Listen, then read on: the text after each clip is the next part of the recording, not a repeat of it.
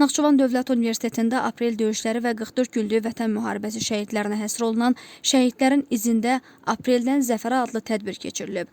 Tədbir universitetin təcrübə və məzunlarla iş bölməsinin, Naxçıvan Dövlət Universitetinin nəzdində gimnaziyada təcrübədə olan universitetin son kurs tələbələrinin və gimnaziyanın müəllim-şagird kollektivinin təşkilatçılığı ilə hazırlanıb. Əvvəlcə vətən uğrunda canlarından keçmiş qəhrəman şəhidlərimizin xatirəsi bir dəqiqəli sükutla yad edilib. Azərbaycan Respublikasının dövlət himni səsləndirilib.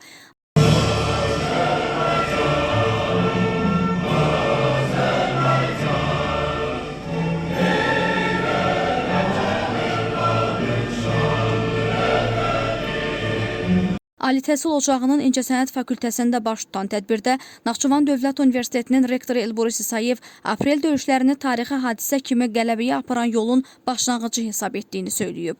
Qeyd edib ki, aprel döyüşləri dövlətimizin və ordumuzun gücünü, xalqımızın birliyini, həmrəliyini və vətənpərvərliyini nümayiş etdirib və biz daim şəhidlərimizi böyük ehtiramla xatırlamalıyıq. Tədbirdə Naxçıvan Dövlət Universitetinin təcrübə və məzunlarla iş bölməsinin müdiri Aynurə Seyidova, Naxçıvan şəhər vətən müharibəsi iştirakçıları və şəhid ailələri ilə işin təşkili şöbəsinin müdiri İsmail Gülməmmədov, Naxçıvan Dövlət Universitetinin nəzdində gimnaziyanın hərbi müəllimi ehtiyatda olan polkovnik leytenant Akşin Məmmədov çıxış ediblər. Natiqlər qeyd ediblər ki, aprel döyüşləri bizim şanlı hərbi qələbəmizdir. Dövlətimizin, xalqımızın, ordumuzun gücünü göstərən qələbədir. Daha sonra şəhid Rasim Məmmədovun, Qabil Orucəliyevin, Fuad Əlizadənin, Emin Sadiqovun, Elnur Zeynalovun ailə üzvləri və qazilər çıxış edib, igid oğullarımızın qəhrəmanlıq nümunələrindən, vətən sevgisindən, müasir Azərbaycan ordusunun gücündən, texniki imkanların yüksək səviyyədə olmasından danışıblar. Naxçıvan Dövlət Universitetinin nəzdində gimnaziyanın direktoru Nazim Rəhimov bildirib ki, gimnaziyada ilk dəfədir tələbələr təcrübə keçir və onların şəhidlərimizə həsr olunan tədbir təşəbbüsləri təqdirə layiqdir.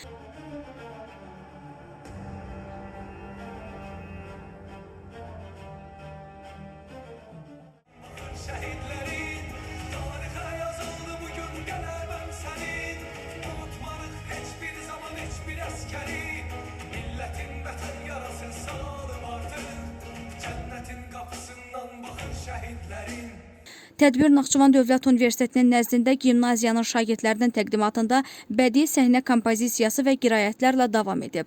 Atası vətən yolunda şəhid olub. Mən Qabil Orucəliyev, mən şəhidəm, mən vətən. Anadır arzulara hər zaman Qarabağ, danışan dil dodağın parçalanan Qarabağ. Sonda şagirdlər şəhid analarına güllər təqdim ediblər. Fəxriyə Səyyadova, Musa Süleymanov, Endu xəbər.